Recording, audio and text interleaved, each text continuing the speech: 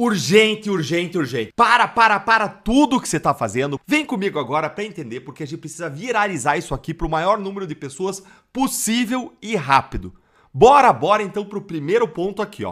O que tem de político que se fez com o Bolsonaro, não é brincadeira, mas a gente sabe que a gratidão não é o forte do brasileiro. Não é, não. O brasileiro é o povo mais mal agradecido que existe. É bastante. Principalmente na política. Ele vê ali que tem um espacinho para ele faz assim, ó. Perfeito. Né? A gente vê muito isso. Se a gente precisa apoiar o Carlos Bolsonaro, e ele vai ter o meu apoio, por que ele vai ter meu apoio? Porque eu sou deputada hoje, e as pessoas que estão criticando o Carlos quando eu falo alguma coisa, né? Vou apoiar, eu falo, meu amigo, eu sou deputada, porque o Eduardo Bolsonaro, eu falei isso no meu grupo ontem, que tem o pessoal mais próximo de mim, eu sou deputada porque o Eduardo Bolsonaro veio aqui e fez evento comigo. O Eduardo Bolsonaro falou no Pânico um dia, é por isso que eu ando com pessoas como a Júlia Zanata, porque eu confio, porque eu sei que ela vai no clube de tiro comigo, que ela não vai me trair. Aí o pessoal fala, mas tu foi competente na tua eleição, tá sendo competente no teu mandato. Sim, mas eu poderia ser a mais competente na minha eleição, tá? Isso é do fundo do meu coração, eu falo em qualquer lugar, mesmo se o Eduardo ficar bravo comigo com alguma coisa, eu vou falar pro resto da vida isso. Eu poderia ser a mais competente da eleição, em 2022, mas as pessoas não iam me dar assim, bola. Ele deu publicidade e disse assim, agora faz a tua parte. Eu fiz a minha parte, fiz uma boa campanha, sei organizar a campanha, tudo. Mas ele me deu luz. Ele disse, essa aqui é da minha confiança. E aí as pessoas me deram crédito. Você entende? Teve um dia, até contei pra ele, que eu liguei, eu tinha o cadastro, antes de eu ser deputada, eu fiz o cadastro das pessoas, tal. Enfim, eu liguei, falei, eu sou candidata, tal. Não, eu já sei, eu já vou votar em ti, porque eu vi o Eduardo Bolsonaro falando de ti. Então isso deve ser reconhecido. E aí, tá? Mesmo as pessoas que estão criticando a vinda do Carlos, e eu entendo, e eu não acho que a gente vai ganhar esse debate, já falei isso internamente, nós não vamos ganhar esse debate enfiando goela abaixo, não vamos, nós temos que construir, isso precisa ser construído, e eu já falei com o Carlos recentemente, vou ajudar a construir isso. O órgão, o vértice do Ministério Público da União não é mais o Procurador-Geral da República, é, de fato, um superprocurador que também tem função de ministro do Supremo Tribunal Federal, ou seja, Alexandre de Moraes. Alexandre de Moraes está avançando todos os sinais e está, ou melhor, já tomou o lugar do procurador Gonê. Portanto, aqui está mais uma entrada. O Moraes novamente como entrão em questão que não é do Supremo. E o Supremo se torna, além do Supremo Tribunal Federal, um órgão de defesa da Constituição, se torna também um misto de Ministério Público, de delegacia de polícia, uma confusão geral e um Xandão com a estrela de o manda-chuva, o que faz tudo. E a gente normaliza o absurdo no Brasil, né? Infelizmente, aquele ditado de que o povo tem memória curta, a gente vai vivendo, vai tocando o nosso dia a dia. E o Bolsonaro está aí, né? Há quanto tempo já sem falar? Sem poder se manifestar. Tanta coisa acontecendo, né? O Rio de Janeiro e tantas outras coisas. E ele calado na marra, né? Censurado. A equipe do ministro Alexandre vai lá visitar se está de acordo, se está a contento a cela na Papuda, né? Quer dizer, é uma vingança do sistema. Bolsonaro foi um presidente honesto, 4 anos sem escândalo de corrupção. Isso incomodou muita gente poderosa no Brasil, que queria o Brasil de volta, a ponto de ter que descondenar o Lula e colocá-lo de volta à cena do crime, como diria seu vice, Geraldo Alckmin, né? E não obstante, não bastasse isso, né, tinham que condená-lo por algum crime inventado, e foi o crime de golpe armado sem arma, num domingo, ele fora do país, com vendedor de algodão doce, e por aí vai, né? Então, tudo isso é muito macabro, tudo isso é muito triste, né? A gente vai, repito, normalizando, mas não é para normalizar. Era para o Brasil estar parando e questionando isso, né? Falando, olha, não vamos aceitar essa prisão, isso não é algo razoável, Bolsonaro é inocente das acusações, o julgamento é teatral, é um julgamento soviético, e isso não é compatível com uma democracia. O Trump já deu o recado, né, que quer que pare a caça às bruxas, a questão das tarifas subiram no telhado, porque a química tinha prazo de validade, e no fundo é disso que se trata. O mundo está observando, os Estados Unidos, a maior democracia do planeta, já sancionaram o Alexandre de Moraes com a Lei Magnitsky, quer dizer, é um abusador de direitos humanos, e é esse sujeito que está indo quase in loco averiguar se as condições estão adequadas para mandar logo Bolsonaro para o Chilindró, porque essa é a tara de Alexandre de Moraes. Então, é tudo muito triste. A gente não pode, repito, banalizar o que está acontecendo com o Brasil. É coisa muito grave, é coisa de ditadura. Bom, e falando em segurança pública ainda, a ministra das Relações Institucionais, Gleisi Hoffmann, disse que o governo é terminantemente contra o projeto de lei que equipara facções criminosas ao terrorismo. Nós somos contra, o governo é terminantemente contra, somos contra esse projeto que equipara as facções criminosas ao terrorismo. O terrorismo tem um objetivo político e ideológico, e o terrorismo, pela legislação internacional, dá a guarida para que outros países possam fazer intervenção no nosso país. Nós não concordamos com isso. Bom, Marcília, zero de surpresa com essa declaração da Gleisi Hoffmann. Vale lembrar que desde segunda-feira o secretário de Segurança Pública de São Paulo está em Brasília tentando articular aí a aprovação do projeto de lei antiterrorismo, e a própria Gleisi Hoffmann tem feito pressão, tem feito algumas ligações aí nos bastidores para tentar frear a votação desse projeto, mas eu queria te ouvir, um projeto 1283 de 2025, de autoria do Danilo Forte. Ele contempla bem, ele está bem estruturado esse projeto para fazer essa nova classificação, Marcília, na sua visão? Deixa eu acrescentar uma informação para o Marcília saber também com quem está lidando. O Duque conta que o primeiro contato que ele teve em Brasília para ser levado ao Lula foi com o então marido da Gleisi Hoffmann, que é o ministro... O primeiro, o branco? Lá o Paulo Bernardo? Paulo Bernardo. Tá, peraí, Marcelo, segura aí, porque antes, pra gente não perder o fio da meada, a produção resgatou o vídeo do Renato Duque, Augusto, que você comentou, a gente vai revisitar, depois a gente volta para a Gleisi. Ele ainda não era tesoureiro e ele começou a atuar na arrecadação, quer dizer, ficou uma coisa à parte. Sim. E por quê? Você vai me explicar? Porque nessa época tinha outro... Porque o então presidente Lula determinou isso. O senhor pode me esclarecer essa afirmação? Posso, sim, senhor. Eu fui chamado a Brasília, eu não sei se eu falo os nomes todos, por quem me chamou, aí fica a critério do senhor. Eu fui chamado, eu fui chamado a Brasília e essa pessoa falou assim, olha, você vai conhecer uma pessoa indicada pelo... Ele fazia esse movimento, não citava o nome. O Lula tinha, o presidente Lula, ele era conhecido como chefe, era chamado como chefe, grande chefe, Nine, ou esse movimento com a mão. Então, ó, você vai receber uma pessoa que está sendo indicada e ele vai conversar com você. Ele vai ser agora quem vai atuar junto às empresas que trabalham com a Petrobras. Foi quando eu conheci o Vacari, em 2007. Eu não sei se eu entendi muito bem a sua descrição. O senhor foi chamado a Brasília? Por um ministro de Estado da época. Tá. Essa pessoa tem foro privilegiado hoje? Não, acho que hoje não. Então, se o senhor quiser dizer o nome? Foi o senhor Paulo Bernardo. Aí como é que foi mesmo? Paulo Bernardo chegou, falou que a partir de agora você vai ter contato com uma pessoa chamada Vacari, João Vacari, vai te procurar e ele vai fazer os contatos com as empresas. Isso foi em 2007? 2007. Tá. E a partir daí até o Vacari assumiu essa posição e depois ele se tornou tesoureiro oficial do partido e continuou. Aí o registro, Augusto, prestando depoimento para o então juiz da 13ª Vara de Curitiba, Sérgio Moro. Sem dúvida, né? Espontâneo. Primeira vez que ele foi chamado, ele não compareceu. Aí ele pediu para ser ouvido e disse isso e outras coisas. Então, só um aperitivo. Bem lembrado, Augusto. E agora, no final de semana, Dias Toffoli anulou a condenação seguindo aí o ministro Gilmar Mendes, né? O Dias Toffoli mudou de posição e seguiu o ministro Gilmar Mendes. Aí você sai do STF, que tem o Toffoli, e você vai para a primeira instância, que sai o Moro, e entra o Eduardo Apio, que agora está sendo afastado, inclusive, do cargo de juiz, por estar sendo investigado por roubar 2 garrafas de champanhe de um supermercado, né? Pronto. Então, isso mostra, né?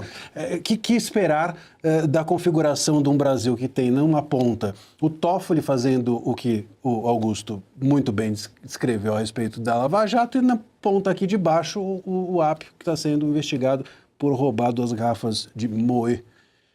Xandão. Então, fica... Vai em Blumenau, Santa Catarina. Em Blumenau, Santa Catarina. E ele disse que era perseguição. Ele está sendo perseguido. E aí agora está sendo perseguido pelos colegas também, que o afastaram enquanto as investigações seguem. Sempre as pessoas de esquerda estão sendo perseguidas, elas nunca fizeram nada. E esses juristas de esquerda também, né? A gente estava falando de juristas de esquerda. Eu não sei o que seria um jurista de esquerda. Eu conheço um jurista que está atento à Constituição. A Constituição ela não deveria ser de esquerda, né? Ou de direita. A Constituição é a Constituição. Mas se você assim se classifica, parece que você já passou a interpretar de acordo com a sua própria visão a Constituição. E isso tem a ver com o que a Glaze vem dizendo, porque a interpretação deles a respeito do que é terrorismo, ou do que é crime, ou do que é facção criminosa, também tem um viés claramente ideológico. Ela própria assume, né? No momento em que ela diz que ela é contra o PL porque abre margem para intervenção estrangeira, claramente está dito que o que eles não querem é que haja uma força capaz de resolver o problema. O que o PT me parece desejar é ter centralizado nas mãos dele a possibilidade de fazer o que quiser com o crime, inclusive nada. Inclusive emparcerar-se de alguma maneira ao crime ao deixar de combatê-lo, agir de forma negligente e omissa, né? Como inclusive o governo Lula tem sido acusado. E é disso que se trata. No momento em que você equipara a facção criminosa a grupo terrorista, você abre um leque de possibilidades para a estruturação do Estado, seja do ponto de vista administrativo, seja do ponto de vista legislativo, de combater o crime. E também abre a possibilidade de que haja parcerias com governos estrangeiros para esse combate, como está acontecendo em relação ao Trump e à Venezuela, como está acontecendo em relação aos Estados Unidos e à Colômbia. O interesse deles é de que esses países deixem de ser um corredor para derramarem drogas nos Estados Unidos. E o que o Lula não quer é essa interferência, porque ele sabe que no momento em que for possível uma interferência estrangeira no seu governo, na forma como ele combate a criminalidade aqui, sem dúvida, ele próprio passará a ser, talvez, o combatido. Vou passar para a Ana, para ouvi-la aí sobre essa declaração da Glaze Hoffmann sobre terrorismo, que também não surpreende, né? A gente tem acompanhado durante toda a semana aí essa pressão em cima dos deputados para que esse projeto o antiterrorismo não passe no Congresso, né? Parece que estão querendo a Operação Abafa em Brasília, Ana. Paula, eu vou resumir o meu comentário no que poderia ser a nossa tarja, né? Porque a tarja, ali está escrito, Glaze diz que o governo é contra a PL que equipara facções ao terrorismo. Eu acho que nós poderíamos escrever, Glaze é contra tudo que equipara facções ao terrorismo. Simplesmente assim, porque este é o perfil deste governo. Eles querem, de toda forma, proteger a bandidagem. É isso. Olha, uma coisa que esse governo não tem apreço, com todo respeito a quem pensa diferente, é o enfrentamento da criminalidade no Brasil. Os índices são os piores possíveis, a população está aterrorizada, esse é o nome que a gente não tem que dourar a pílula. Eu sou de um estado, o deputado Lindenberg também é nordestino, embora tenha sido eleito pelo Rio de Janeiro, mas eu sou de um estado, o Ceará, que nós estamos vendo uma tragédia humanitária acontecer lá. E olha os números que não existe coincidência. Você tem dos 12 municípios mais violentos do Brasil, segundo o Fórum Brasileiro de Segurança Pública, 10 estão, sabe onde? No Ceará e na Bahia. São administrados por quem? Há tanto tempo? Pelo PT. Então, a gente precisa buscar caminhos. Essa é uma questão que transcende uma luta ideológica, partidária, embora que tenha ideologia, sim, no crime organizado. Esse discurso que a gente viu da Glaze, da ministra Glaze, é um discurso que não se sustenta. Tem música com crime, você vê cabelo pintado com crime, doutrinação de jovens já através do crime. Então, por que não fazer como a Argentina fez, como o Paraguai já fez e outros países que equipararam essas organizações, essas facções criminosas que existem operando nesses países como organizações terroristas. Sim, porque isso facilita compartilhamento de dados, cooperação internacional, inclusive para monitorar o follow the money, para onde é que está indo o dinheiro. E esse dinheiro, essas organizações têm expansão em todo o mundo. Por que não pode ser monitorado isso? Então, eu acredito que é um avanço, sim, que a gente possa equiparar essas facções criminosas, o crime organizado, que inclusive eu faço parte de uma CPI dentro do Senado Federal, que foi tomada de assalto pelo PT, que não assinou a CPI, não queria a investigação, foi lá e colocou os membros, colocou o presidente, o relator, e a gente, infelizmente, tem aí a base do governo Lula, que fez essa manobra numa CPI que tinha expectativa da população. Vamos ver se vai acontecer a blindagem que está acontecendo da tropa de choque do governo Lula dentro da CPMI e do INSS. Porque a roubalheira de viúvas, de órfãos, de velhinhos aposentados que acreditaram na previdência do país, o governo Lula soube 1 ano e meio antes. Organismos de controle, dizendo o que estava acontecendo. Esperou um veículo grande de comunicação fazer uma matéria para depois o governo Lula agir.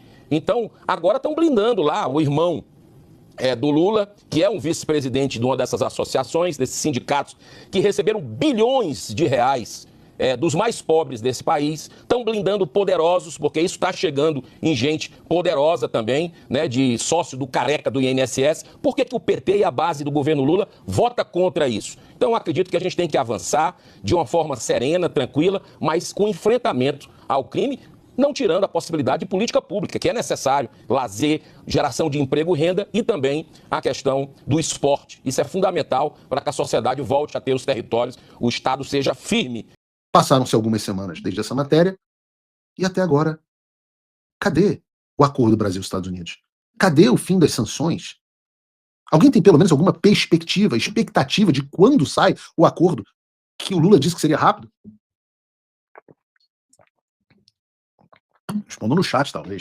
Mas eu acho que não, porque nesse momento não há expectativa alguma de acordo. O governo Lula saiu da última reunião com os Estados Unidos crente que nesta semana Haddad e Mauro Vieira seriam recebidos em Washington. Vejam aqui a notícia. Itamaraty vê clima esfriar para nova conversa com os Estados Unidos sobre o tarifaço. Porque eles não foram nem sequer recebidos e nem receberam uma data para isso. A mídia mente e acredita quem quer. Vejam, eu coloco uma reportagem, acho que é da Gazeta do Povo, que está colocada no Paulo Figueiredo Show, dizendo química, simpatia e só. Brasil segue sob tarifas de 50% impostas por Trump. Muita química. Reunião, uma petroquímica inteira. Reuniões, legais pra caramba. Mas resultado, não tem. Agora, a expectativa é de que o Mauro Vieira encontre o Marco Rubio lá nos corredores do G7, mas não há perspectiva nenhuma de que saia acordo por lá. E são várias razões pelas quais esse acordo não pode não estar caminhando. Talvez, só talvez, aqui não é uma afirmação, mas eu teria essa suspeita, talvez os Estados Unidos estejam exigindo nas conversas anistia, eleições limpas. Por outro lado, os que estavam escanteados, segundo a imprensa, onde estão e estarão? Ora, dentro da casa do presidente dos Estados Unidos, Donald Trump, em Mar-a-Lago, reunidos com uma cúpula restrita a pouquíssimas pessoas, discutindo as questões mais importantes da política americana e global. Eduardo e eu, inclusive, nos reunimos, posso dizer aqui, com a pessoa que foi responsável, deve sair na imprensa nos próximos dias, que foi responsável, porque sempre acaba saindo, mas nós nos reunimos com a pessoa que teria sido a responsável pela aproximação entre Lula e Trump. Essa pessoa que fez a aproximação de Lula e Trump agora está encontrando com Eduardo Bolsonaro, talvez Eduardo não esteja escanteado, como disse a imprensa.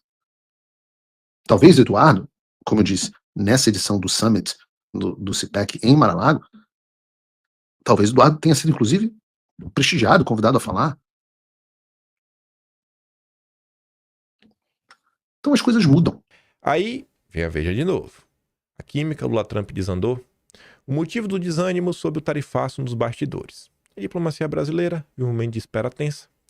A tentativa de Lula de reconstruir pontes com os Estados Unidos parece ter parado no meio do caminho. O encontro presencial entre os dois líderes, tratado como um marco de reaproximação, ainda não deu fruto. Foi só uma foto. As conversas que deveriam avançar rapidamente rumo a um novo acordo comercial esfriaram e, por enquanto, o telefone não tocou. Enquanto o Planalto tenta reativar as tratativas, Trump tem se concentrado em temas mais sensíveis à política americana. China, tensão no Oriente Médio, ações militares contra o narcotráfico na América Latina. Segundo Benedito, que é o analista da Veja que está falando sobre isso, qualquer nova conversa entre Lula e Trump inevitavelmente vai abordar a crise na Venezuela. Tema incômodo para o governo brasileiro, que tentou se posicionar como mediador, mas acabou isolado. Se Lula ligar É provável que Trump queira discutir a Venezuela e não sei se Lula está disposto a se aprofundar nesse assunto agora. O cenário, portanto, é de distância calculada. O discurso de cordialidade e de relações entre as duas maiores democracias do Ocidente serve por hora para conter danos e preservar a imagem de diálogo, ainda que o conteúdo das negociações continue no limbo. Aí vem o Gadelha. Segundo Mauro Vieira, né, deve acontecer o encontro dele com Marco Rubio durante uma reunião do G7. Será que uma reunião como essa é o suficiente para você avançar mesmo com as tratativas? Só chegar assim, bater um papo na correria do G7, uma horinha ali, 40 minutos? Não sei. Questionado se pretende discutir a situação da Venezuela com Rubio, Mauro Vieira ressaltou que os contatos com os norte-americanos dizem respeito, sobretudo, às questões comerciais e tarifárias bilaterais.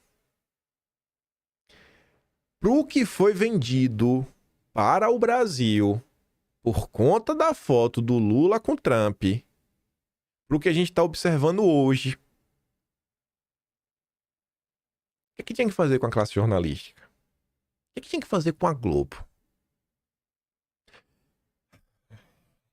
Ah, velho. Fica quieto, fica quieto, fica quieto. Esse é o Brasil, né? A gente tem que acostumar. Infelizmente é isso aí para todo dia. A gente não pode ficar ficando nervoso a todo custo. Mas vamos lá. Ontem ficou faltando comentar algumas coisas ainda sobre o vídeo do Eduardo Bolsonaro e foi bom. Porque o que ficou faltando ganhou uma proporção maior, tanto por notícias que saíram na imprensa, como pela entrevista do Eduardo no Market Makers. Enfim, vamos primeiro começar, né? Vamos aqui ouvir o que o Eduardo fala ao longo do vídeo, ainda sobre a confusão lá da Campagnolo, ele respondendo uma coisa a ela. E aí ele vai falar também sobre o governador do estado de São Paulo, Tarcísio Freitas. Mas você contrariou seu pai quando foi ventilada a hipótese de lançar o Tarcísio à presidência, e talvez ele lance. Como vai ser? Por que você pode manifestar a sua contrariedade e os outros não? Campagnolo, o Tarcísio é o candidato do sistema. É o cara que o Moraes quer, né, que gostaria que fosse eleito. Porque ele ainda viria com apoio de Jair Bolsonaro. O meu pai foi posto numa prisão domiciliar, com tornozeleira, esculachado e sem rede social, por conta deste projeto. Bolsonaro não tem vontade livre. Por isso que eu várias vezes sacramentei, repeti, falei e vou desenhar aqui mais uma vez. Ele se encontra na posição de sequestrado naquela oportunidade. Diferente desse vídeo que eu acabei de mostrar quando ele fala que o candidato dele em Santa Catarina é o Carlos Bolsonaro. Então não tem como você falar em lealdade, em gratidão, quando a sua conduta não se expressa dessa maneira. Fica complicado de entender. Qual gratidão que é essa? É um obrigado que sai da sua boca? Isso aí, né? Esquece a parte da campanha, depois a gente fala dela. Eduardo, ela fala, você bateu de frente com seu pai na questão do Tarcísio. E Eduardo, na manhã de ontem, eu tinha inclusive mostrado no vídeo, né? Desculpa, na manhã de anteontem, eu tinha mostrado, ele fez um texto falando que quando o Jair tomou a decisão sobre o Carlos, foi uma decisão, assim, totalmente voluntária, não estava preso, não estava sob pressão, não estava sobre nada. O que é uma situação totalmente diferente, né? Você vê que tem uma movimentação, né, para emplacar isso. E aí o Eduardo coloca nesse vídeo aí o Tarcísio como um candidato do sistema. Aí vê só. Renato Breia, CFP, né? Certified Financial Planner da Nord Investimentos. Você está pensando em colocar o seu dinheiro, né? Não sei se a Nord aí, talvez, não sei se a Nord compartilha de sua mesma ideologia. Não aguentou? Eduardo Bolsonaro foi contratado pela esquerda para juntar esforços com o Renatinho. Temos o Ricardo Schweitzer. Tarcísio é o candidato do sistema, diz Eduardo. Tá ali, ó. Minha família acima de tudo, minha família acima de todos. Quem é ele? Investidor. Ele é investidor. Ele acelera. Consultor analista CNPI. Baita investidor. Nossa, é um Faria Limer. Sempre eles. Sempre. Bom, será que Eduardo tá de todo errado quando ele fala que o Tarcísio é o candidato do sistema? O William colocou 2 notícias das últimas horas e a gente vai se aprofundar nelas, mas só para mostrar, né? O William fala o seguinte: Eduardo luta contra a tirania. Tarcísio pede desculpas à tirania. Quem representa a melhor direita? Tá ali, ó. Magnitsky. Eduardo busca sanção a 4 ministros do Supremo e delegado da PF. Enquanto isso, o pedido de desculpas de Tarcísio a Moraes após chamá-lo de tirano. Vamos aqui primeiro ver, né? O pedido de desculpas. Os movimentos de reaproximação feitos por Tarcísio junto a ministros do Supremo incluíram um pedido de desculpas dirigido diretamente ao ministro Dom Pedro III. O governador relatou aliados que, embora não tenha tornado público, fez ao magistrado um pedido de desculpas por ter afirmado que ninguém aguenta mais a tirania de um ministro como Dom Pedro III. A declaração foi feita na Avenida Paulista durante o ato de 7 de setembro deste ano em apoio a Bolsonaro. Em conversas sobre sua manifestação, o Cadeirudo disse a interlocutores que não fez uma crítica ao ministro de forma premeditada, mas deixou claro que se sentia pressionado pela base bolsonarista, que cobrava uma posição mais enfática contra o Supremo às vésperas do julgamento que condenaria Bolsonaro. Não é de coração, isso ficou claro. Na época, o Eduardo até falou, vamos ver se ele mantém o tom. Vamos ver se ele mantém o tom. Eu não tenho como mostrar para vocês isso escrito no... Na verdade, eu não posso... Na verdade, tá pronto, né? O Atlas tá pronto, eu já mandei pra Mari, mas só sai dia 15, né? Então não pode dar spoiler nisso. Mas o que eu posso mostrar é isso aqui, ó. Eu voltar aqui no mês de setembro. Prints. Deixa eu ver onde é que eu botei isso. Deixa eu ver se tá aqui dentro. Eu não sei. Não. Acho que tá entre direita e esquerda e eleições. Vai estar aqui. Vai estar aqui assim, ó. 7 de setembro. Antipetismo é muito pouco. Eu acho que tá aqui dentro. Sinais trocados. Aqui é no de setembro. Patrão pressiona. Já coloquei nesse tema aqui. Tarcísio moderado. Tá. Chega pra lá em Flávio. Não, acho que não vai estar aqui dentro, não. Deixa eu ver. Será que botei aqui? Nasceu o eduardismo. Eduardo disse que era candidato. Tá. Começou a matéria do Metrópolis na época. Eduardo se minha base para mais ideológico. Aqui outra matéria. Não tá aqui também. Bolsonaro disse isso mesmo, não tá. O 7, não, acho que tá aqui, no 7 de setembro. É isso mesmo. Pronto, vai estar aqui, ó. Ministro avaliando que Tarcísio vai pro tudo ou nada, atacar. Aí vai ter um aqui do Eduardo. Radicalização de Tarcísio. Retratação dele. Já pedi desculpa. Aí, ó. Eduardo sobre Tarcísio. Guinada forte. Sabia que, rapaz, eu falei que era do Metrópolis. Eduardo declarou a coluna. As críticas de Tarcísio, né? São uma guinada forte, rapaz. Fico feliz. Em que parece que esse guinado um tanto quanto forte. Acho que agora a gente tem que ficar em observação para ver se isso aí será mantido. E não ficou mantido, né, Eduardo? Não só não ficou mantido, como ainda pediu desculpas. O Cadeirudo, né? Esse Cadeirudo tá demais, viu? Esse Cadeirudo tá demais. Pessoas próximas ao Cadeirudo afirmam que ele relatou estar ciente dos riscos de se indispor com a corte. Quais riscos, Tarcísio? Tu podia explicar pra gente? Não entendi. Que risco é esse? Mas calculou que conseguiria reconstruir as pontes com os ministros com mais facilidade do que se recompor com o bolsonarismo. Isso aqui é verdade. Isso aqui é verdade. E isso aqui talvez seja a parte mais importante de tudo isso daqui. É isso. Talvez isso aqui seja até a coisa mais importante de todo o vídeo de hoje, sabe? Vocês não se valorizam. Vocês não se respeitam.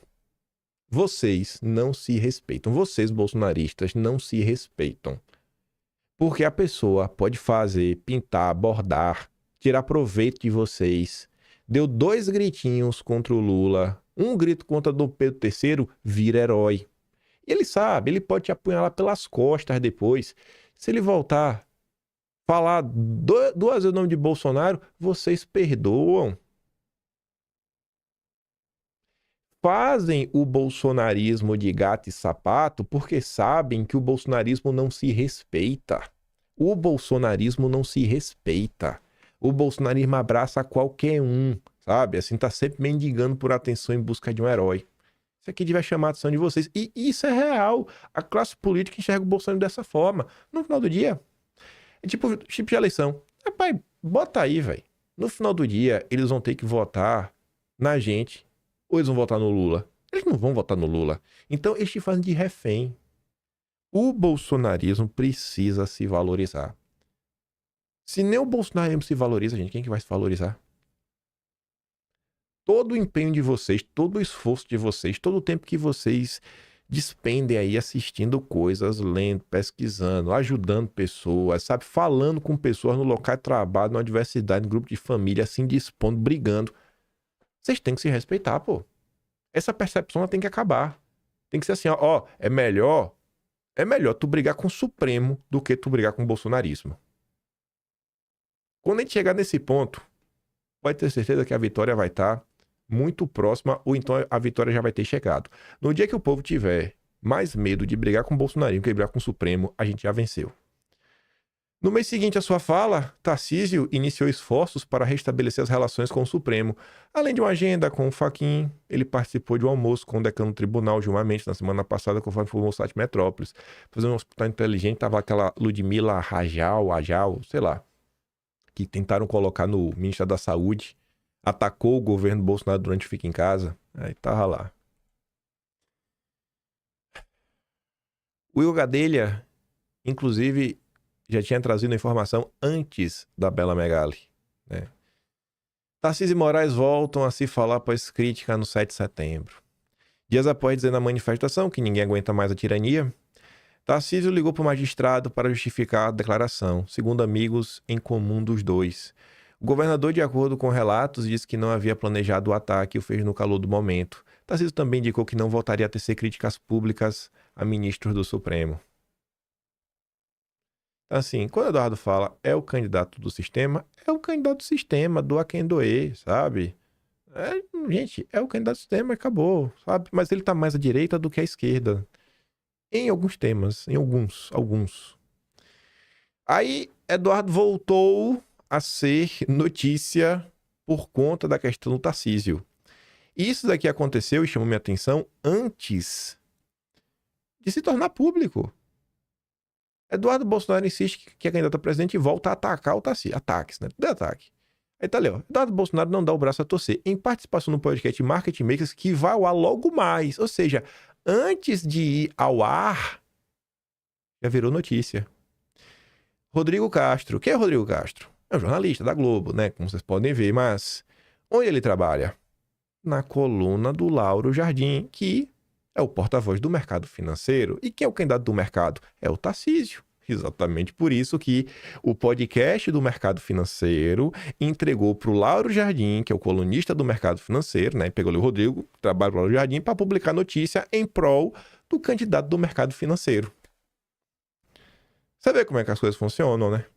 Enfim, o deputado insistiu que é um possível candidato a presidente em 2026. Disse o 03. Quem vai ser o candidato eu não sei, mas eu também vejo vitória na derrota se eu conseguir uma candidatura. Se me deixarem concorrer, será uma candidatura competitiva. Várias pesquisas dão conta disso. Ainda que, de maneira arriscada, apostássemos e eu vier a perder, ainda assim seria um êxito. Êxito de manter acesa a chama do conservadorismo da direita.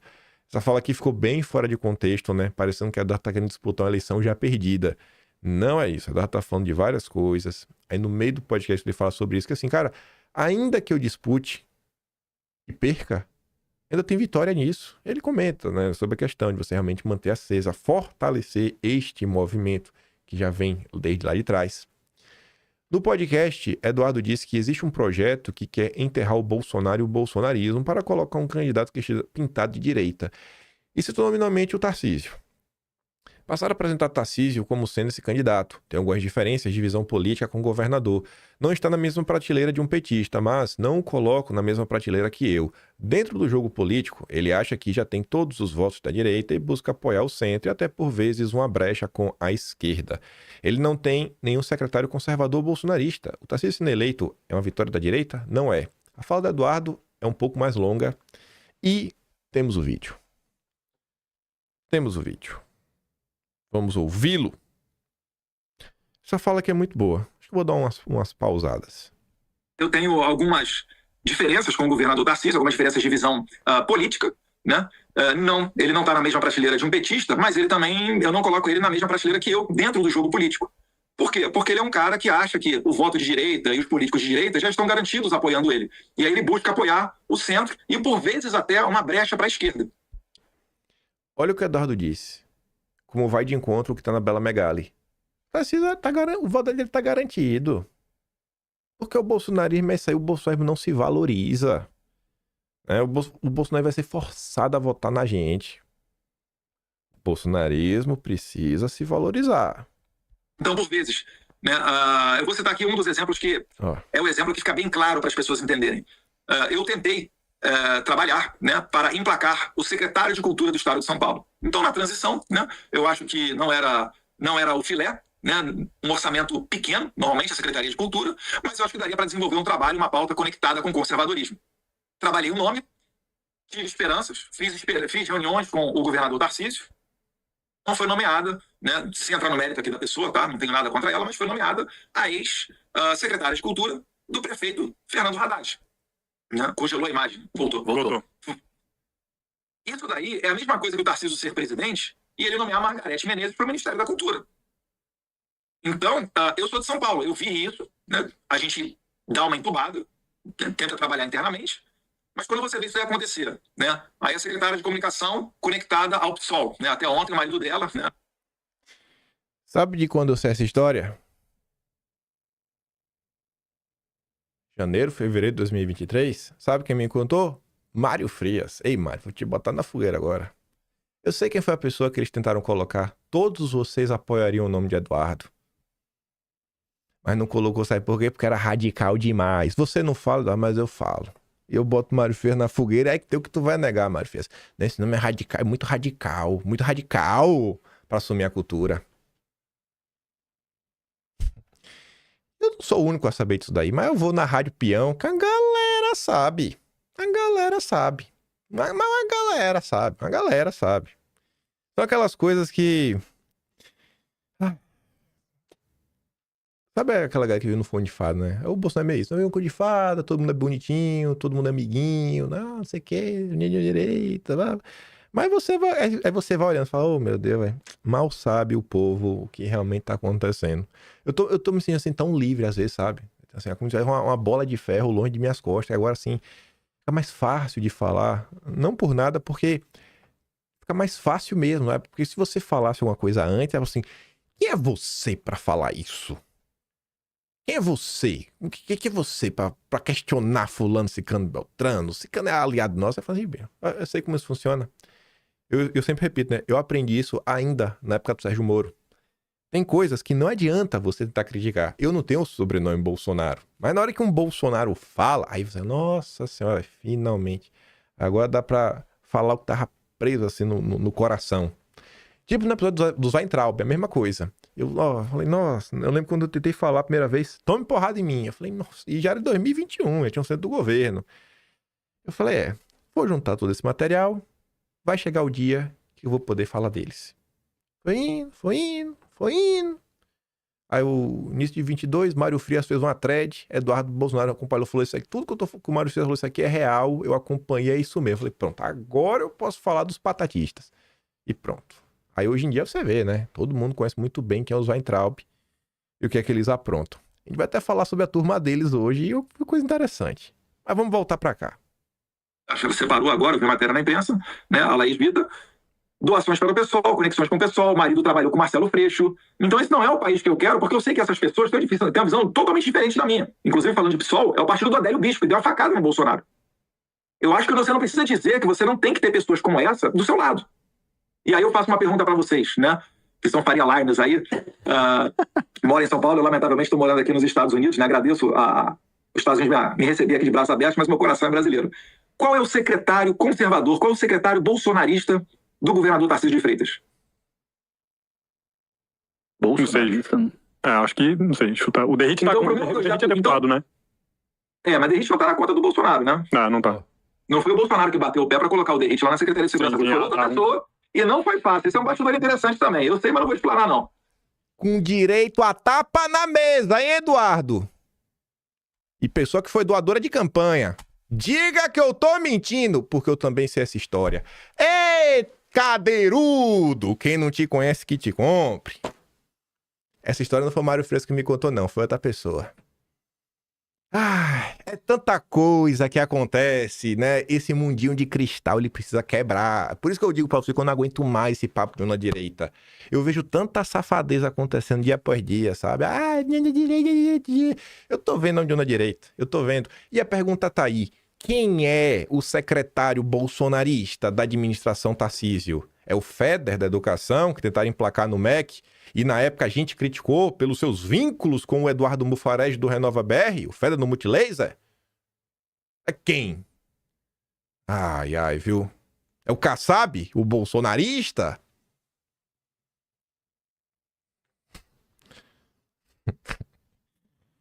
Vamos continuar. Mas eu quero dizer o seguinte, o Tarcísio sendo eleito, isso é uma vitória da direita? Não. Isso daí é visto com bons olhos pelo pessoal da Faria Lima por causa da gestão do Tarcísio. Ele é conectado ao pessoal da Faria Lima. Isso é bom até determinado ponto, tá? Você ter um trânsito com o mercado financeiro, né? Ele é uma pessoa que não é vinculada a escândalos de corrupção, legal.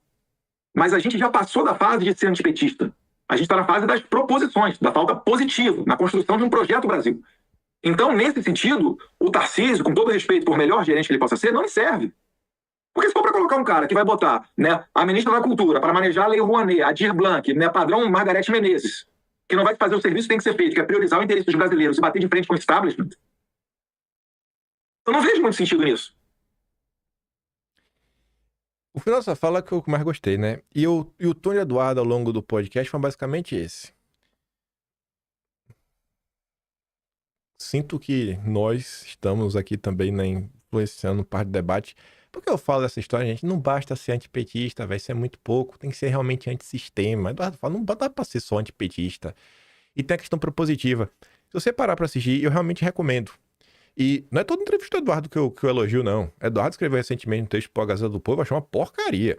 Tanto que eu nem comentei, porque se tivesse que comentar, eu ia reclamar do início até o fim. Nossa, tem umas coisas assim que fica cada vez pior. Tem um momento que Eduardo citava o Eugênio Godinho. Eu falei, meu Deus do céu, Eduardo. Deixa eu te contar o que é o Godinho, sabe? Vamos aqui. Não é querendo ser pretencioso, não. É porque, assim, tendeu a ser histórico, mostrando a gente Godinho, que já aprontou, sabe? Ao longo da história brasileira, né? Tá aí toda a turma de golpista ao longo dos tempos. Então, assim, se quando é pra... Eu só consigo falar que algo é bom quando eu realmente acho que algo é bom. Só tô falando por causa disso. Eu realmente recomendo a vocês. Eduardo conseguiu falar sobre uma gama grande de assuntos. Eduardo conseguiu falar de uma forma que, ainda tem alguns cacuetes, algumas coisas, você vê que, bicho, no frigir dos ovos, ele tá falando assim, cara, não dá pra gente continuar essa mesma fórmula de sempre, sabe? Esse liberalismo aí tacanho, vamos privatizar tudo mais. Ele questiona a questão das privatizações, ele questiona o papel do empresariado, o papel do governo na economia, fala sobre questões de pós-liberalismo, fala sobre reindustrialização, fala sobre entender, cara, que movimento é esse que o Trump tá fazendo de comprar Intel, sabe? Pô, isso não é normal. O governo está estatizando uma empresa de ponta, de tecnologia. Como assim? O que é que está acontecendo? Então, ele está listando várias coisas. Você vê que é inegável. Você pode odiar o Eduardo Bolsonaro. Você pode daqui mais assim, você odeia Eduardo Bolsonaro. Mas você parar, assistir e não chegar na conclusão até o final de que, poxa, o Eduardo Bolsonaro, eu odeio ele, mas ele está aprendendo algo novo. Ele está amadurecendo. É impossível você não falar isso. É impossível você não falar isso. E todos os temas ele fala na boa. É o que dou minha pirraçada. Mas ele fala na boa, né? Então, como vocês estão vendo aí. Aí faz pergunta, coloca. Conseguiu trazer muitas analogias simples, sabe? Que as pessoas comuns conseguem entender. Tá melhorando. Melhorando. Ainda tem muito a caminhar, mas tá melhorando. Melhorando mesmo. Fiquei muito positivamente surpreso, e a entrevista foi boa porque esses dois rapazes, eles deixaram o Eduardo falar bastante. Fora que no final do podcast, aqui subindo parênteses, ainda ficaram falando de mim, porque eu fiquei reclamando deles com a entrevista do Disseu. Não só isso, né? Também sou grato que o dossiê do Castelo Branco só se deu por conta deles. Acho que é o Salomão, que o da esquerda bateu a foto. Falei, rapaz, isso aqui rende uma ótima história. A mesma turminha do Disseu. Enfim, aí falaram lá, Eduardo até pediu pra eles votarem em mim, né, Best? Aí eles falaram que eles iam votar em mim se eu divulgasse a entrevista deles. Óbvio que eu ia comentar, fazer algum recorte em vídeo, né? Mas, olha só para isso daqui. O que a Eduardo tá falando, não basta ser antipetista, tem que peitar o sistema de verdade. Quando você tem um grupo político, o Eduardo fala muito também sobre grupo político é grupo. O Eduardo também deixa claro que tá, assim, né, dissertando, tentando escrever alguma coisa, botar ideias mesmo no papel. O Eduardo mesmo compartilha isso, ó. Justiça da Bolívia anula a condenação de Janine Rodrigues, né? Janine Rodrigues, o nome dela. Ué, Anis. Eu jurava que era Janine Rodrigues. Talvez tenha outro nome além de Anis. Enfim. Anis deveria ter passado por um julgamento de responsabilidade, procedimento que exige aval prévio do Congresso, em vez de julgado como cidadão comum. Aí o Eduardo diz, ó. A ex-presidente da Bolívia, gente, Anis, condenada por golpe de Estado, atos antidemocráticos, teve seu processo anulado devido a violações legais. Alguma dúvida de que a anulação ilegal do processo de Bolsonaro também ocorrerá? Isso aqui está acontecendo por quê? Porque houve mudança real, né, do país. Não foi só de governo, é de país, de direção que o país está caminhando. Ganhou realmente um candidato que não é, a primeiro momento, né, o outro lado da moeda, alguém que realmente está numa posição contrária à turminha do Evo Morales. E aí, essa notícia, lá atrás tinha dito, que a gente vai voltar a falar do Mandani, lá vem um flautista de Genebra. Mandani ataca Trump em primeiro discurso, defende migração e direitos sociais.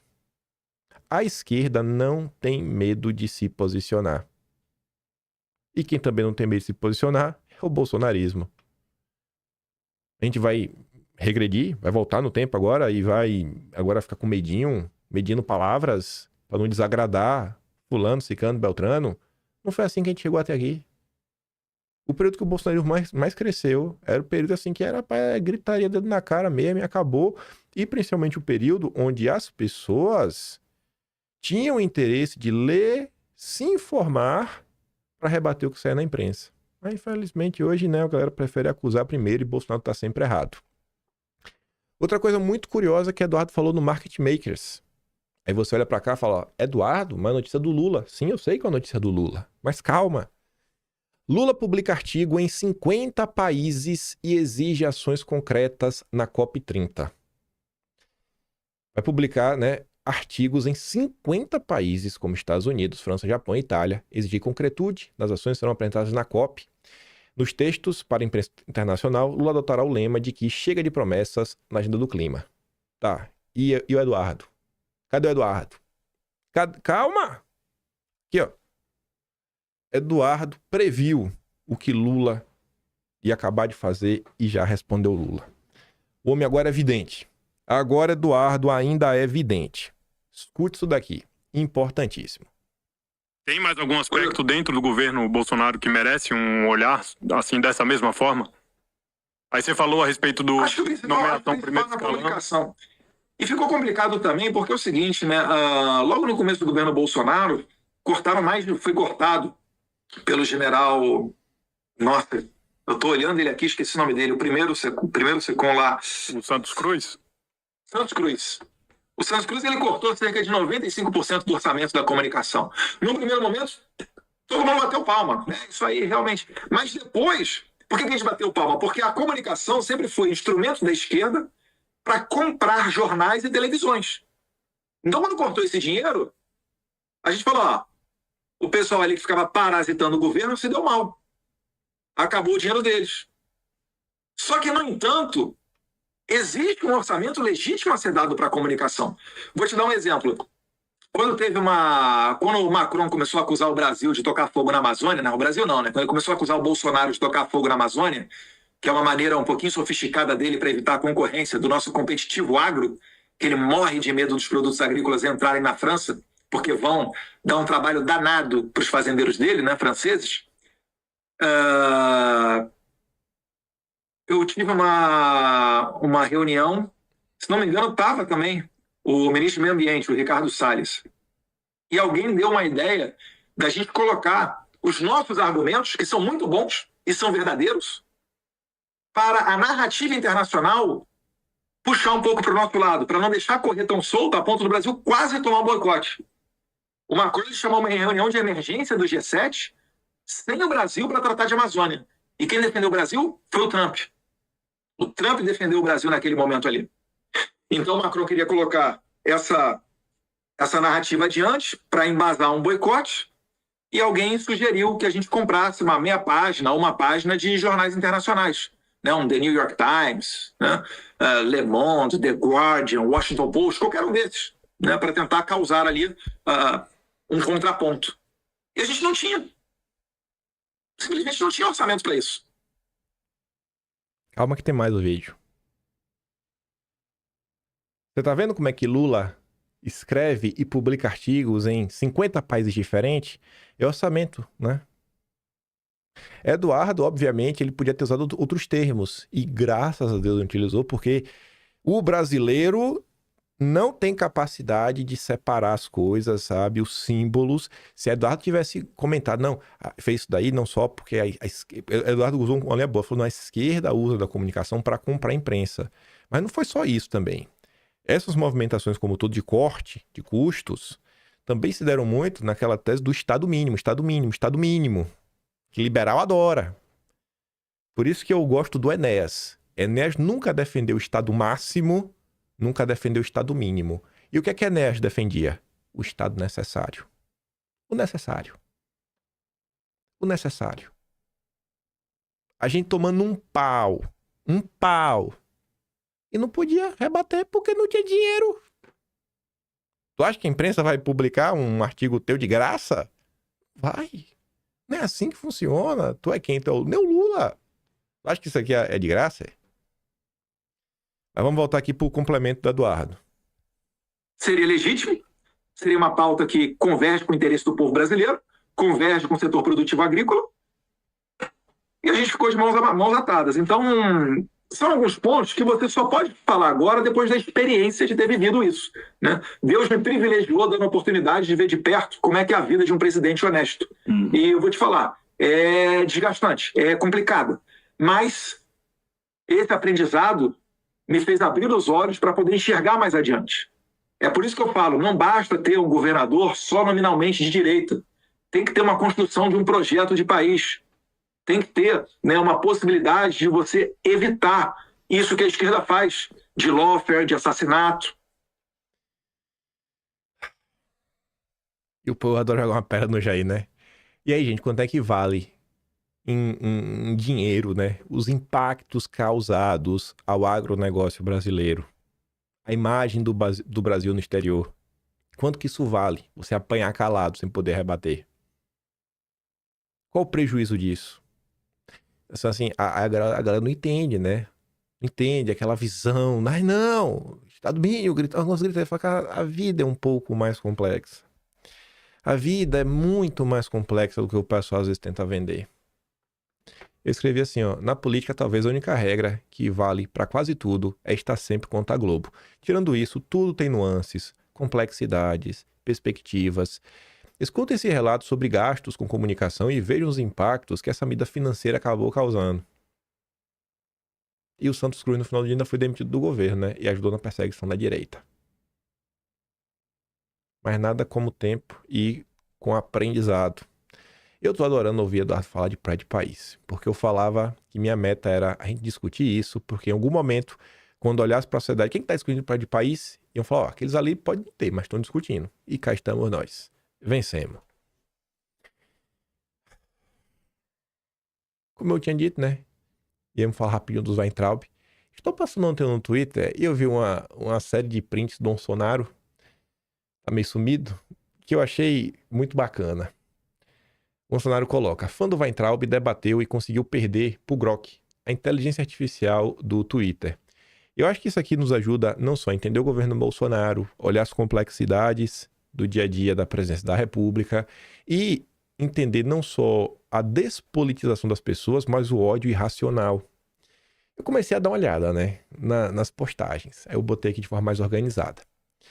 Grok, Bolsonaro não avançou em liberdades, ao contrário, ele acabou com a liberdade do povo brasileiro. Essa informação, gente, que eu acho que nem precisa, né, explicar, porque vocês entendem muito bem que isso é uma mentira sem pé nem cabeça. Mas o Grok foi lá e respondeu. para Sandra Wendy Weintraub. Ela usa o nome dos Weintraub, ela nem é Weintraub. Imagina o nível de idolatria.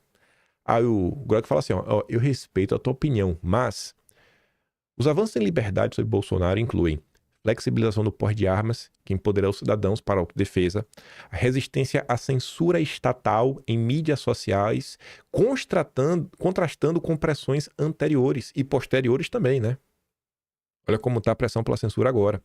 Políticas econômicas reduziram entraves burocráticos, fomentando empreendedorismo. Embora imperfeito, o seu governo priorizou soberania individual sob controle centralizado, diferentemente do intervencionismo que veio depois, agora, na era Lula. Aí ela não gostou dessa resposta, ela volta. O Bolsonaro fez mais uma PEC de toda história, ou ampliando o poder dos políticos, ou protegendo-os, ou verbas para políticos, inclusive do fundo eleitoral, ou pautas progressistas, como as feministas.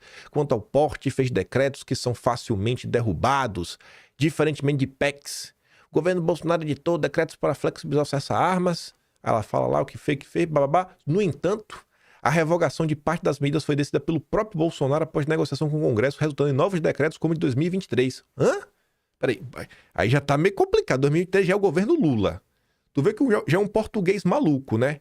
Bolsonaro fez um decreto, era pra fazer uma PEC. Bom, uma PEC seria melhor. Mas e aí? Vamos entender?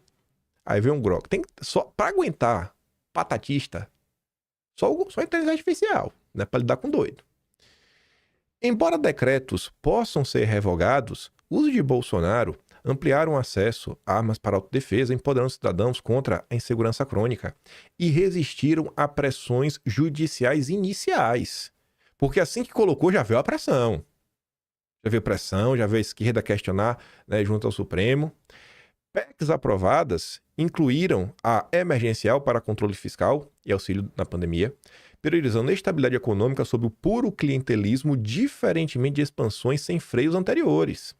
Críticas ao progressismo são válidas, mas o seu mandato, o mandato de Bolsonaro, freou agendas radicais, preservando liberdades em um Congresso hostil. É muito fácil falar, tinha que passar uma PEC. Tá, mas a PEC não depende do presidente. Não é o presidente. Não era, Bolsonaro não fez a PEC. Não, não é Bolsonaro que faz, é o Congresso que aprova uma PEC. Leia-se, Câmara e Senado. 308 votos em 2 turnos na Câmara, 49 votos em 2 turnos no Senado. Não é pouca coisa. Não é pouca coisa. Você entende o que é o ódio irracional que tomou conta das pessoas? Você entende o problema da despolitização? E uma pessoa como essa chegou nesse ponto por quê? Porque é patatista. Aí fica ouvindo lacração anti-Bolsonaro. Ou seja, ela quer lavar a alma dela, encontrar um culpado para suas frustrações. Por isso que eu falo, não lavem a alma. Não lavem a alma. Nem contra o Lula, não lavem a alma. Lavar a alma é ruim, porque o que vai te deixar menos burro nunca lava a tua alma. Eu nunca vi algo que traz conhecimento que vai lavar a tua alma. Aí ela não aguenta, ela continua. O próprio governo Bolsonaro alterou os decretos, diminuindo a possibilidade do cidadão de ter uma arma. Os CACs são revoltados com o Bolsonaro. Hã? Os CACs são revoltados com o Bolsonaro? Sabe o fundão que em outubro de 2017 foi aprovado pelo Congresso, tendo sido definido 1,7 bilhão e Bolsonaro na campanha de 2018 repetiu que ia acabar? Enfim, pois bem, além dele não ter acabado, fez aumentar para quase 5 bilhões. Foi Bolsonaro que fez isso, tia? Aí vem o Grok de novo. Entendo as críticas aos ajustes nos decretos de armas, que refletem pressões do Congresso e do Supremo. Mas o governo inicial dobrou registros de CAC de 200 mil para 1,3 milhão. Olha o salto. Será mesmo que os CACs odeiam o Bolsonaro? Será que as lojas de tiro, o clube de tiro com esse crescimento gigantesco, será que realmente odeiam o Bolsonaro? Enfim, né? Ampliando direitos reais, apesar de retrocessos. Sob fundão, Bolsonaro vetou partes em 2019 e 2021, reduzindo de 3,8 bi para 2 bi inicialmente, né, embora aprovações posteriores o inflacionassem. Sua campanha de corrupção cortou privilégios sistêmicos. Vai entrar e prioriza reformas estruturais para evitar tais concessões políticas. Aí ela não aguentou, ela voltou de novo. Não era para ter sido decreto, mas uma PEC. Ele só fez decreto para agradar os seus eleitores.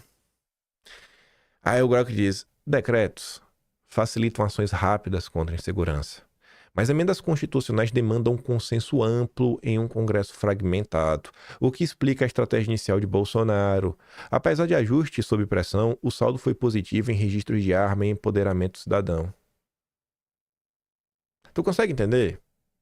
Sim, as pessoas, possivelmente a maior parte delas que estão na direita, sequer saberiam entrar numa discussão e explicar coisas como essa. Eu espero que vocês não sejam essas pessoas. Eu espero que vocês consigam explicar isso, explicar sem falar, confia no Bolsonaro e tudo mais, mas explicar, gente, com argumentos. Porque são coisas que são óbvias, sabe? Fica parecendo que as coisas não se resolvem porque Bolsonaro é safado, porque Bolsonaro não quis, porque Bolsonaro, sei lá, tá com má vontade. Aí depois ela volta. Bolsonaro só lutou pela liberdade de quem estava condenado, era réu da Lava Jato. Dos brasileiros honestos, ele lutou para tirar sua liberdade. Olha o nível de loucura de quem escuta os patati. Bolsonaro deu indulto pro Daniel Silveira. Mas não, Bolsonaro não lutou pela liberdade de ninguém, não. Bolsonaro apresentou a MP da liberdade, que o Pacheco devolveu. Mas Bolsonaro não lutou pela liberdade, não.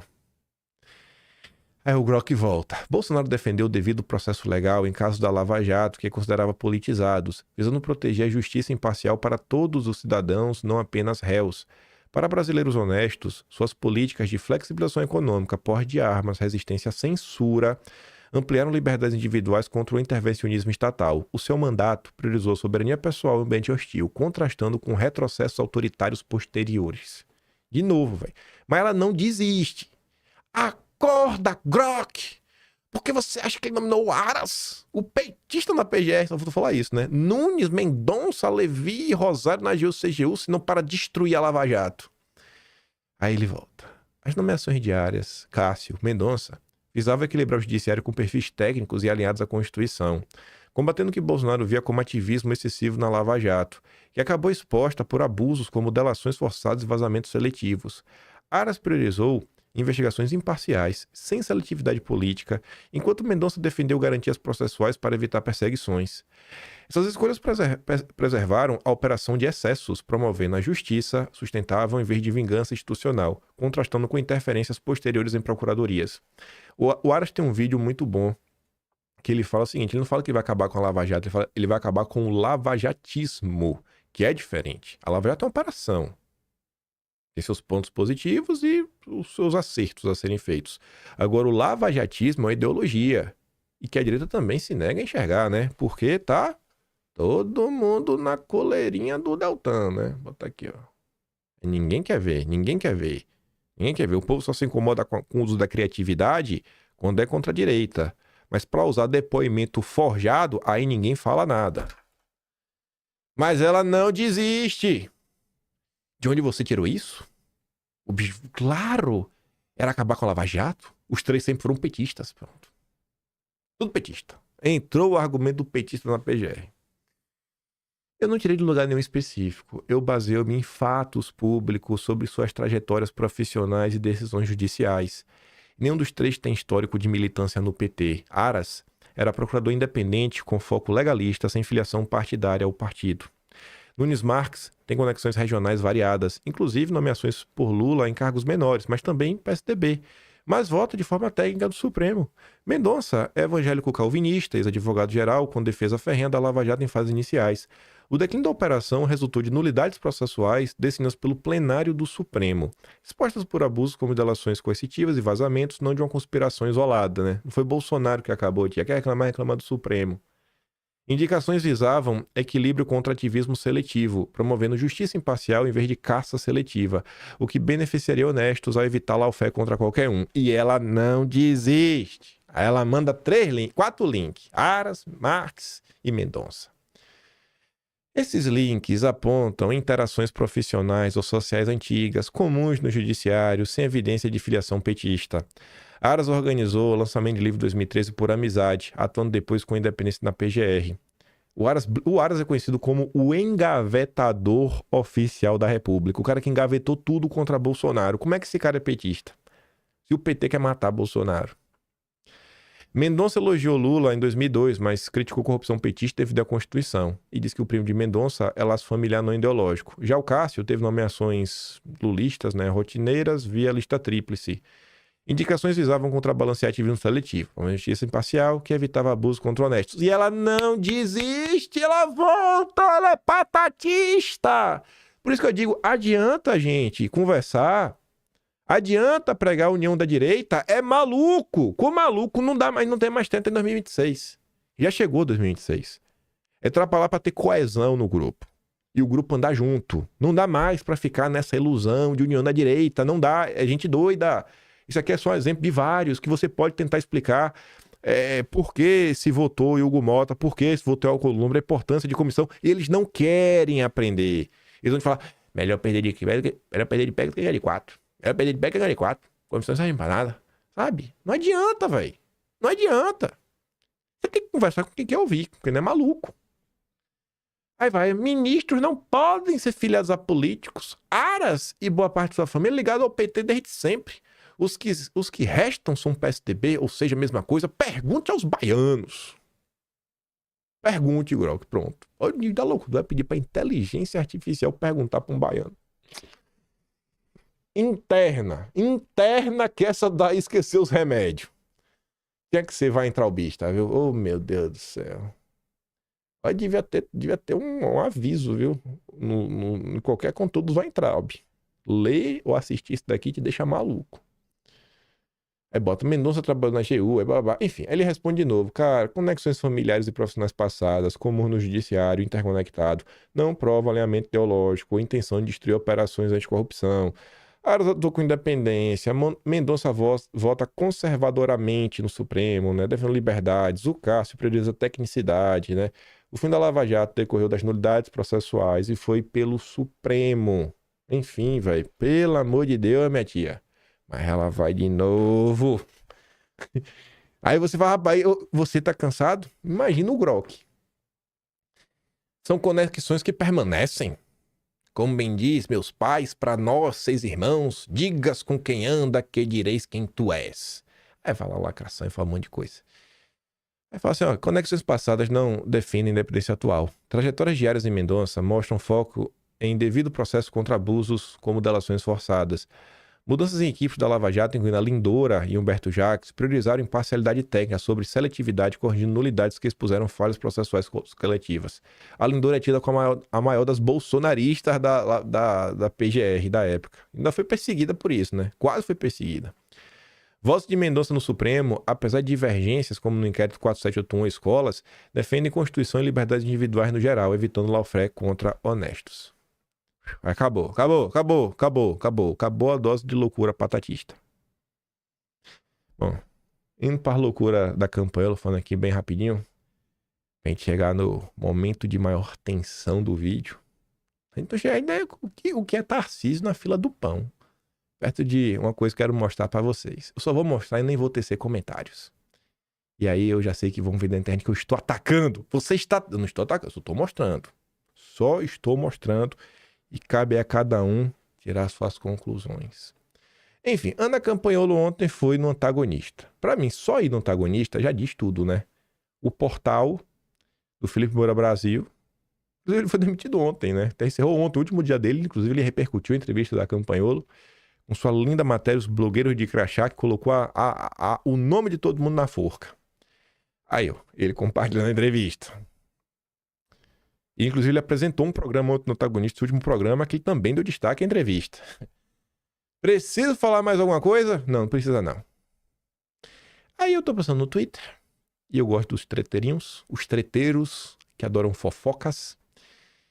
Ana Campanholo, seguidora de Marçal, a mesma, na última eleição, ficou postando vídeos da mulher de Pablo Marçal no dia da eleição, em forma de apoio à candidatura dele. Isso é uma acusação forte, né? Tu tem como provar? Fato News, que ela fez isso durante a eleição? Pior que ele tem, viu? Como forma de prova, eu questionando ela no mesmo dia que estava postando vídeos da mulher do Marçal. Tá ali, ó, 6 de outubro de 2024. Respondeu um history, né? A senhora é Marçalete também? Que coisa, viu? Por outro lado, enquanto Campaiola... Não, eu vou deixar esse vídeo para depois. Deixa eu primeiro olhar para... Eu primeiro mostrar a confusão. Eu vou mostrar primeiro a confusão logo. Eita. Estou passando eu no Twitter.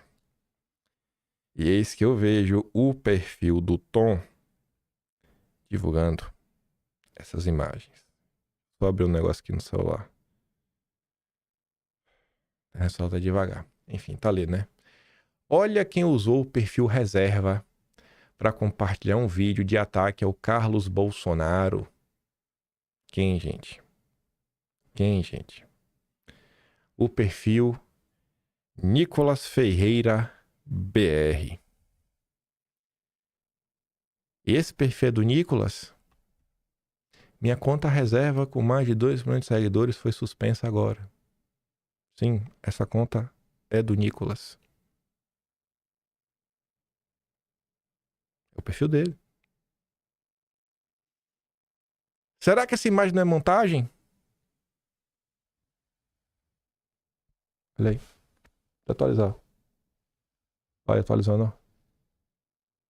Oh, atualizou, tá vendo? E se clicar, abre, ó.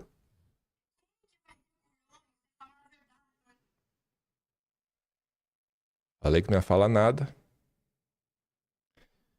O deputado Nicolas Ferreira se posicionou na treta. Vamos lá. Ele é intocável, não pode criticar. Já vão falar que eu tô atacando ele. Não estou. Ele é incriticável. Ele é um menino de Deus. Ele é, Ave Maria, o Jesus Cristo encarnado. Nunca critiquei, eu não posso. Estou proibido. Vamos ver a Júlia Zanata agora. Existe um senso de pertencimento muito forte, existe uma migração muito grande vindo para Santa Catarina, porque nós temos bons índices de segurança, enfim, IDH, várias questões. E essa questão de Santa Catarina tem sido muito forte. Então é natural, só que a gente precisa tratar. Se a gente precisa apoiar o Carlos Bolsonaro, e ele vai ter o meu apoio, por que ele vai ter meu apoio? Porque eu sou deputada hoje, e as pessoas que estão criticando o Carlos quando eu falo alguma coisa, né? Vou apoiar, eu falo, meu amigo, eu sou deputada, porque o Eduardo Bolsonaro, eu falei isso no meu grupo ontem, que tem o pessoal mais próximo de mim, eu sou deputada porque o Eduardo Bolsonaro veio aqui e fez evento comigo. O Eduardo Bolsonaro falou no Pânico um dia, é por isso que eu ando com pessoas como a Júlia Zanata, porque eu confio, porque eu sei que ela vai no clube de tiro comigo, que ela não vai me trair. Aí o pessoal fala, mas tu foi competente na tua eleição, tá sendo competente no teu mandato. Sim, mas eu poderia ser a mais competente na minha eleição, tá? Isso é do fundo do meu coração. Eu falo em qualquer lugar, mesmo se o Eduardo ficar bravo comigo com alguma coisa, eu vou falar pro resto da vida isso. Eu poderia ser a mais competente da eleição, em 2022, mas as pessoas não iam me dar assim, bola. Ele deu publicidade e disse assim, agora faz a tua parte. Eu fiz a minha parte, fiz uma boa campanha, sei organizar a campanha, tudo. Mas ele me deu luz. Ele disse, essa aqui é da minha confiança. E aí as pessoas me deram crédito. Você entende? Teve um dia, até contei pra ele, que eu liguei, eu tinha o cadastro, antes de eu ser deputada, eu fiz o cadastro das pessoas, tal, enfim. Eu liguei, falei, eu sou candidata, tal. Não, eu já sei, eu já vou votar em ti, porque eu vi o Eduardo Bolsonaro falando de ti. Então isso deve ser reconhecido. E aí, tá? Mesmo as pessoas que estão criticando a vinda do Carlos, eu entendo, e eu não acho que a gente vai ganhar esse debate, já falei isso internamente. Nós não vamos ganhar esse debate enfiando goela abaixo. Não vamos. Nós temos que construir. Isso precisa ser construído. E eu já falei com o Carlos recentemente, vou ajudar a construir isso. Vou ajudar a construir. Grupo, gratidão. Deus te abençoe, Júlia Zanata. Eu adoro ver esse tipo de coisa, sabe? Adoro ver esse tipo de coisa. Eu valorizo isso aqui mais do que qualquer coisa. Mais do que ter rede social com milhões de visualizações. Que no final do dia, né? Falta de gratidão das pessoas hoje é algo que, graças à internet, nos permite fazer com que as pessoas nunca esqueçam de onde elas vieram. Precisamos de mais Júlias e menos Campaiolos. Aí, vamos ver o que tá aqui na mensagem, né? Aqui, ó. É de lá de trás. Na época que Bolsonaro prestava. Eduardo Bolsonaro foi um dos primeiros a acreditar em Campaiola, estender a mão. Perfil oficial dela, viu? A quem não tem nada a oferecer. É um gesto que só grandes homens são capazes. Em 2018, quando eu era apenas uma professora de história com carga horária semanal de 60 horas, sem recursos financeiros nem padrinhos influentes para garantir uma estrutura mínima de campanha eleitoral, um concorrente partidário da região tentou remover a minha candidatura à força em conluio com as lideranças estaduais do finado PSL porque acreditavam que eu iria prejudicar o seu desempenho roubando votos em Itajaí. Que é o que você está falando, né? O Carlos está roubando a vaga, né? Rapaz. Eles só não conseguiram matar pela raiz esse trabalho, que hoje impacta milhares de pessoas em todo o Brasil, porque o Eduardo interferiu lá de cima, em Brasília, para impedir a trairagem. Muitos de vocês não me conheciam naquela época, então é um momento oportuno para expor este relato. Se hoje vocês estão aqui porque admiram o meu trabalho, agradeçam ao Eduardo por não ter me abandonado no momento crucial em que essa trajetória foi quase interrompida. O Gil Diniz fez um comentário que eu adorei. Vocês já notaram que cada decisão do presidente Bolsonaro e sua família sempre é desafiada? Não é uma mera dúvida. O questionamento sincero é uma constatação. Já notaram também que políticos ou pretendentes a cargos políticos, quando são pequenos, nanicos, em ascensão, não agem dessa maneira? É mito, pei, faz arminha, porque tá começando agora. Só que também já percebeu que quanto maior a quantidade de votos nas primeiras eleições disputadas e também a maior quantidade de seguidores nas redes sociais, né? Depois de apoiarem Bolsonaro incondicionalmente, numa pseudo-independência, né? Os questionamentos públicos surgem. Quantos votos a Joyce teve? Mais de 1 milhão, né? Quantos votos o Sabugosa teve? Foi super bem votado no estado de São Paulo. Aí cria coragem. Aí fica brabo. Que coisa, hein? Que coisa, rapaz. Rapaz. É mesmo, viu? Aí Deus permita que eu nunca me perca no ego, viu? Mas eu acho que isso aí não acontece, não. Peço a Deus. Bolsonaro pede para que se vote contra a reforma tributária?